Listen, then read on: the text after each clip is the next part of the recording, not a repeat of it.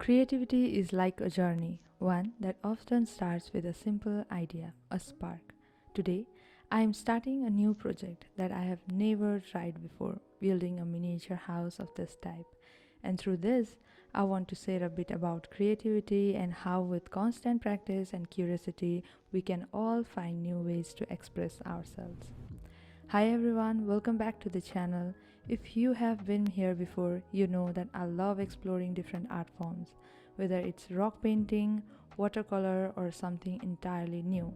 And today, I am diving into a world of miniatures. Now, I have never made a miniature house with clay crafts before, but that's part of the fun.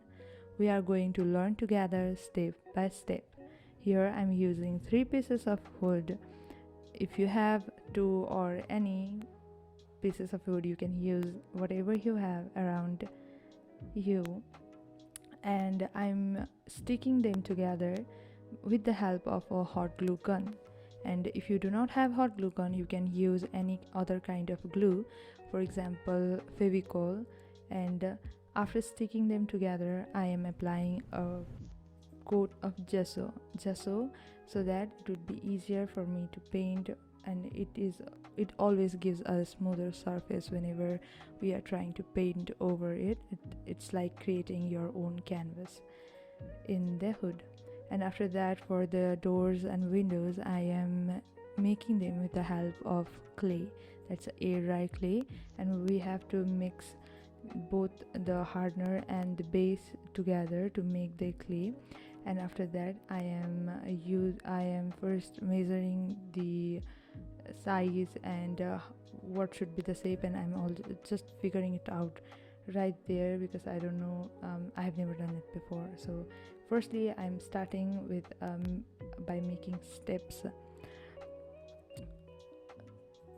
I've always believed that creativity isn't just something you are born with, it's more like a muscles you have to exercise regularly. I remember the first time I picked up a paintbrush. It wasn't perfect, and neither will this be, but it's okay because every mistake is a stepping stone to improvement. So we are here to learn and to improve. And for the measurement or for any of the designs that you want to add and incorporate in that miniatures, you can use whatever pieces you have lying around you. Like I'm using an ice cream stick to mold the shape that I want, and yeah, it works pretty well. And for the smoother surfaces and for it to not stick with the paper or with your bench or your hand, we are using a talcum powder. It's really necessary because the clay keeps on sticking in your fingers if you are not using that powder. And if you do not have a tiles or a smoother surface, you can use a plastic wrapper, or if you have a tiles, you can use it so that the shapes will be smooth and the clay will be easily removed from the surface when they are dried. And if you have a rough surface and if the clay sticks to it becomes like a hard rock, and you won't be able to remove it. And see, I'm using a matchstick to make the windows. You can use anything and everything that you have around it. Take this miniature house for example. At first glance it might seem daunting, all the details, but breaking it down into smaller steps, making it manageable, and it's just like creativity. Small steps lead to big ideas. And for more details, and if you want to add a vase and anything else like stairs, you can also add um, veranda kind of things. And it all depends on your creativity. It all depends on how you see the world. As I paint all this and as I make all these tiny doors and windows, I'm reminded of how creativity allows us to see the world differently. It's not just about following rules, it's about breaking them, mixing them up, and finding what works for you. Sometimes you find beauty in the imperfection, and that's when the magic happens. And I'm measuring where the windows should be, where the windows and doors should be. And measurement is really important because after all we have to paste it all together and it all has to come together in the shape and sizes that we desire. And for the colors, I'm using acrylic paints, and the color that I've choose for this painting was green for the board and peach, teal and yellow for the buildings. But somehow when I was painting and looking at this video, it turns out that I've chosen, and it looks like the color of our national flag, though it's not saffron, but it is looking like it's saffron. So I had to add a yellow color into it. I have to change the color scheme because I was thinking that I'll paint the middle section as I'll leave the middle section as white, and I'm applying gesso to each and every clay piece that I have made, so that it will be easier for us to paint over them, so that the paint will stick together. And all these things that we are going to stick together is with the help of our glue gun, but Fevicol works well too. So far it's coming together nicely, but there have been some bumps along the ways.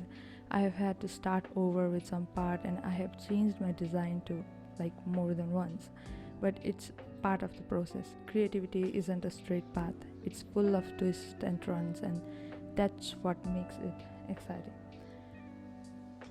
When we are a little child, we are so creative, and we start creating things. Like when I was a small child, I used to make houses with the help of small sticks. We used to make sculptures using clays and mud, and we used to play so much. And as we grow up, we stop being creative, curious. We start becoming an adult. I really wanted to become an adult when I was a child, but not an adult with no creativity. So we must nurture our creativity and keep on creating, so that our creative side does not fade away as we grow older. And here we are nearing the end. It's not perfect, and I still have a lot to learn, but looking at this miniature house, I see more than just a project. I see growth, I see experimentation, and I see the joy of creating something with my own hands. Creativity like this little house starts from the foundations, building brick by brick and idea by idea. Don't be afraid to try something new, even if you are unsure how it will turn out. The process itself is where you grow, learn, and discover your creative side.